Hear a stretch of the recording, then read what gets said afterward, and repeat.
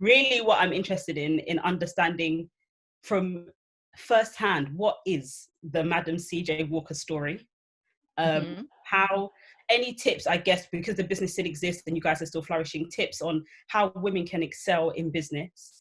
And then from a more current standpoint, how are you mobilizing right now, your city mobilizing right now in terms of this resurgence of the Black Lives Matter movement? They're kind of my points of interest. And if any of the other team have got anything that they'd like to raise, obviously, like, this is an open conversation. So yeah, so for me, I think it would be a great place to start. Like, what's the tea? Like, what actually? Right. Who is Madam Walker? Right. Yeah. Let me just readjust myself in my seat. So, and just remind, because you mentioned two other things, and just prompt me on those. So, I will start with, who Madam Walker was. And I will say that self-made is not really who Madam Walker was, except to the extent that I think Octavia Spencer really portrays the strength and the courage and tenacity, and the fact that it takes a lot to build a business. And there are, a lot of sacrifices and a lot of triumphs. But if I had been writing the script, here's what I would have emphasized and what I talk about in my books. I wrote my first report in high school when I was a senior in high school in 1970, so 50 years ago. That's how long I've been working on this story. And my mother was vice president of the Madam C.J. Walker Manufacturing Company. My dad had worked for the company for a couple of years after my parents got married in the early 50s, but he was hired away by another Black hair care company called Summit Labs that made chemical hair straighteners. So the Walker company didn't use chemical hair straighteners. That was taboo for the old line folks who were there at the company. But I basically grew up in a household with parents who both worked in the hair care industry. So our summer vacations were hair shows. And I worked in my dad's office filing the order forms from beauty supplies. But my passion was not working in what essentially would have been the family business. It was writing.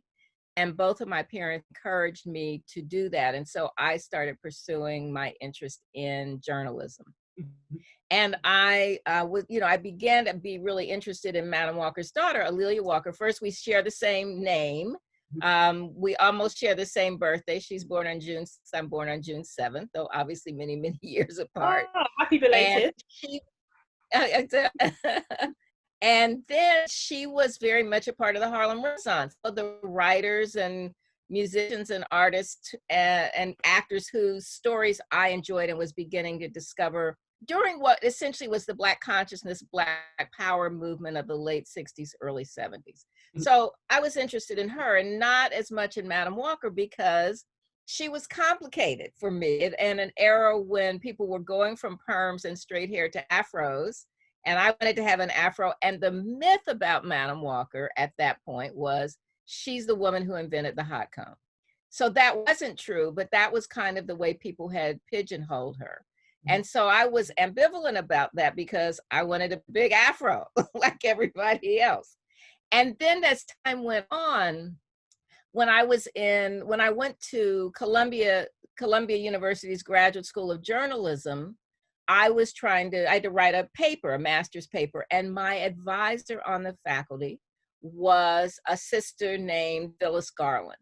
And Phil was the only Black woman on the faculty. And she, in a conversation as I was pitching my ideas to her, said, "Your name is ALelia. Do you have any connection to Madam Walker and ALelia Walker?"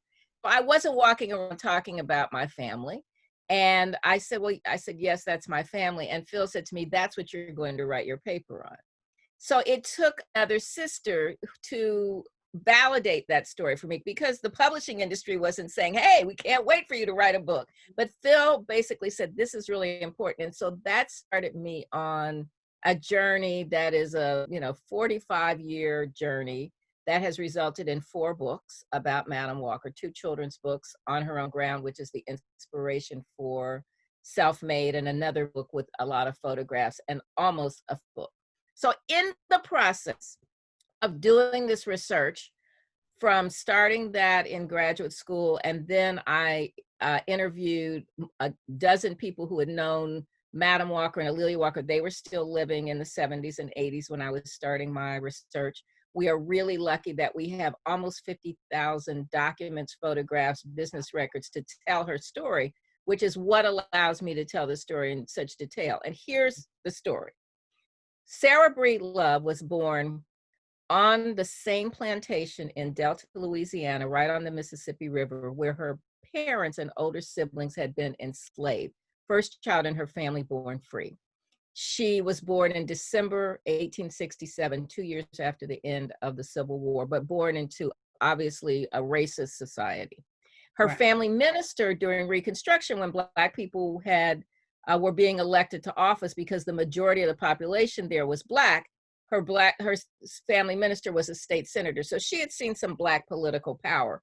But then, just as the 2016 election in the US was a backlash election against Obama, the elections right after the Civil War during Reconstruction were a backlash to Black political power. So her minister and her older brothers were chased from Louisiana north, and they went to St. Louis. So now she's living with her sister and brother-in-law, and her brother-in-law, she said, was so cruel to her that she got married. Her parents had died. I'm sorry, I left that out there. Her parents died when she was 7. Mm-hmm. So now she's living with the sister and brother-in-law. And she said the brother-in-law was so cruel that she said, I got married at 14 to get a home of my own to escape my cruel brother-in-law. She married a man named Moses McWilliams, and they had their one daughter whose name was originally Lelia. And then Moses died when she was 20. So she moved up the Mississippi River to St. Louis, where her older brothers were now barbers, at a time when Black men dominated the barbering trade, because, they had been the people who had to shave the people who owned them during slavery. So they were dominating the trade, the barbering trade. And so she began to learn something about hair care for them. But her life was a really destitute life. She was a washerwoman, but the saving grace for her, which is another thing I really would have emphasized. And if I get a chance to do another series about Madam Walker, this is what I will emphasize: the strength of women. She joined St. Paul African Methodist Episcopal Church. And it was the women of the church who began to give her a vision of herself as something other than an illiterate washerwoman. So she began to aspire to something more for her daughter and for herself. Right. Her hair began to fall out. She experimented, and this is key for us to know now. At a time when most people didn't have indoor plumbing, people didn't bathe very often. They washed their hair even less. So you can imagine what kind of scalp infections people would have, and there weren't products that were really designed for Black women. So she had really bad dandruff and scalp infections. And to heal that scalp infection, she experimented with things. There were many products on the market, but not widely distributed. And as you know from the film, which is really kind of exaggerated, she worked for a while as a sales agent for Annie Malone, the real life Annie Malone. And then she moved to Denver. Her good friend, Charles Joseph Walker, who was a newspaper man, moved from St. Louis to Denver, and they started the Madam C.J. Walker Manufacturing Company. They traveled around for about a year and a half throughout the South and West U.S., where there were more Black people than in Colorado, then settled in Pittsburgh briefly, built her first beauty school, Lelia College, and then her daughter began to run the Pittsburgh office, and she and her husband, CJ, moved to Indianapolis, where they began to build a factory. And by now, she is starting to make a lot of money and to develop sales agents. So I'll just tell you before, I'm going to answer the questions, but so that you know what isn't accurate in Self-Made. These Annie Malone, the character who's Annie Monroe, that is a really these women were rivals, they were competitors, but it's really exaggerated. They were the same complexions, so the whole colorism theme is entirely concocted. And that wasn't their issue. They both knew that the real enemy was racist people and denying Black women the ability. So that was really exaggerated and really unfortunate, but that was something the script writer wanted to do. Annie Malone they were both very successful. They were both philanthropists. So Annie Malone didn't follow her to another city. And, all of that sort of back stuff with the stealing things and son-in-law spying. That is entirely made up. So I was really bothered by the fact that instead of talking about Madam Walker developing a business and being empowered by other women and empowering other women and knowing Ida B. Wells Barnett and being involved in the anti-lynching movement and politics and philanthropy, that it was reduced to a competition between two women. So it was like Real Housewives of Atlanta. So that was unfortunate that the story played out that way. There were other things that, other choices that could have been made. Yeah. Wow. That is really not the this documentary we saw. This is so interesting. I think, especially from a philanthropical and a political activist perspective, I know that Madam C.J. Walker really had a part to play in that we don't see in Self-Made. Could you talk a little bit about those roles and the importance of that for her? Sure. So this idea that these women of the church who were club women, they were highly organized, they had founded an organization, the National Association of Colored Women, in 1892, before the NAACP. So while they're portrayed as women who are kind of nervous about coming out and they're being in the kitchen, in reality, these women were highly educated. They traveled internationally. They were speaking out. So they weren't, reluctant to come up front. So that was that was an error. But she saw these women as powerful, even when Sarah Bre Love was still a washerwoman at St. Paul AME Church in 1904. The National Association of Colored Women had their national convention in St. Louis. So she could see the power of these women. And as she began to be more successful, she would attend their convention. So by the time she decided to have her own convention of her sales agents in 1917, she had modeled this idea of local chapters and then a national organization after those women. And at this convention, 1917, Madam Walker's first national convention of her sales agents, women came from all over the United States, the Caribbean, and Central America. And in her keynote, she gave prizes to the women who sold the most products, but she also gave prizes to the women who had contributed the most to charity in their communities. And in her keynote speech, she said, I want you to understand that your first duty is to humanity. I want others to look at us and realize that we care not just about ourselves, but about others. And at the end of the convention, the women sent a telegram to President Woodrow Wilson urging him to support legislation to make lynching a federal crime. So you see, we're still trying to get lynching as a federal crime in the United States. But she went to the White House with a petition with some other leaders from Harlem in 1917. So she was, her political activism was as much a part of what she was doing as her hair care business. Yeah, absolutely sounds that way. Absolutely. I'm like, my mind is going crazy. Does anyone have any initial questions at this point? Anyone? I do, actually. I read your article for The Undefeated. It was very well written, loved it. And I remember you mentioned that Madam C.J. Walker's story required little embellishment. And from what you're telling us now, that's definitely true. It didn't need to be taken wherever it was taken by Netflix. But anyway, you also said, and you mentioned here on the call and also in the article that you'd be open to a do-over.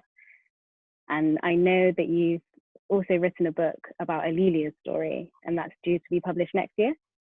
So I was wondering, which one would you want to come out first?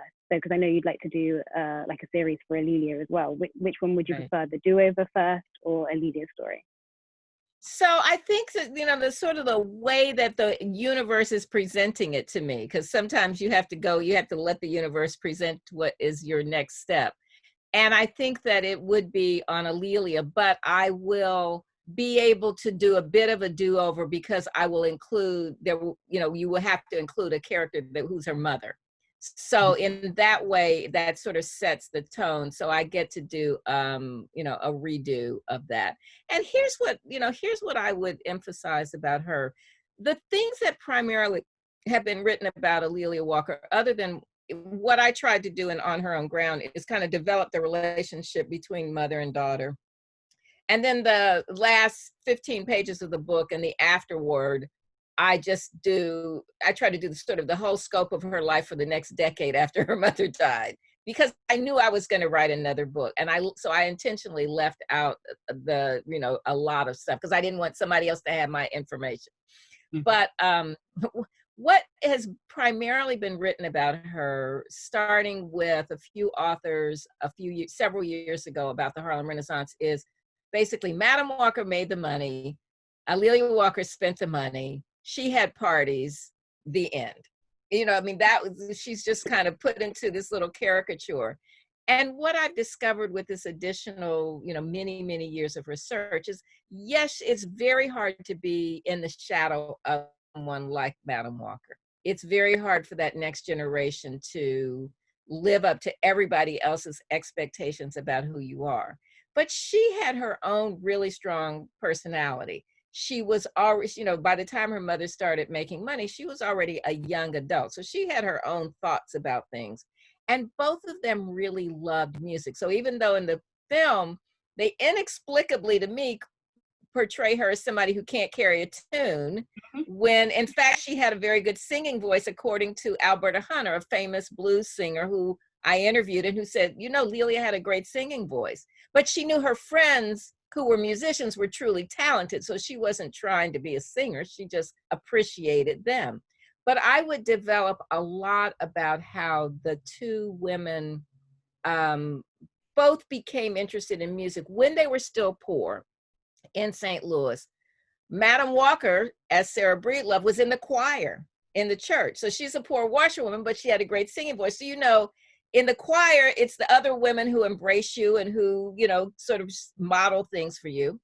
They lived across the alley from Tom Turpin's Rosebud Cafe, which is where Scott Joplin played. And then there was people were doing the cakewalk, the ragtime is being born in St. Louis. And then there are German musicians who are part of the immigrant population in St. Louis who run the music departments in the schools.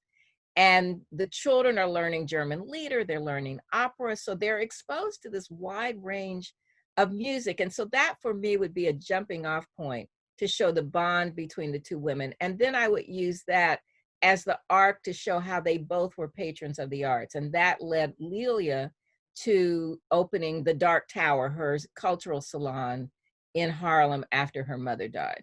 And that meant she knew all of the musicians and writers and artists and actors of the Harlem Renaissance. Amazing. I really hope if this video goes out that there's a scriptwriter listening. So we can and I have, it will be a little while before, right now because of COVID, Hollywood is essentially shut down. But I am starting to have conversations with people who are interested. So, I feel like self-made was kind of a lesson for me. We all go through things that we think are going to be one way and they turn out another way. So net, even though I'm not, 100% happy with the way the story was told, I just see it as, sort of a launching pad for me to get to the next thing. So I know, when you're in business, there are relationships that you think are working, and sometimes people don't turn out to be what you thought they were, or an investment doesn't come through. So I just feel like this is one of those, okay, so didn't turn out exactly the way I wanted it to, but I've learned a lot from it. That's fair. And I think watching Self-Made, reading all of the work that you've released around Madam C.J. Walker herself, I think is very clear to take away clear learnings from her life and just pure inspiration. What would you say is the main takeaway that you would want people to leave having studied Lelia as an individual as opposed to Madam C.J. Walker's daughter? So, from a takeaway on her is that, it's hard to carve your own way, and it's hard to be who you are. I mean, the whole Esther thing is entirely made up, so that doesn't really count. But the idea of how do you both establish yourself, because she was a good businesswoman, but she wasn't, the stellar businesswoman that her mother was. and that ultimately she found her own niche, that she was an impresario. She could do an event. You know, if she hadn't had Madam Walker as her mother, she would have been recognized as a person who could put together an incredible party. She would have been paid thousands of dollars for bringing people together. And she was a magnet for other people. When she died, I have, you know, many of the obits or letters that people wrote. And there were a number of people, and she was at a time when Blacks and whites didn't really interact socially very much. She was the person who was a catalyst for a lot of those relationships. You know, whether it was European royalty visiting the United States, you know, that character in Downton Abbey, I can't think of the brother, you know, the Black character. She knew that guy in real life. So she was somebody everybody wanted to be at her party. She knew how to put the right ingredients together to bring people together. Oh, beautiful. Thank you. I love it.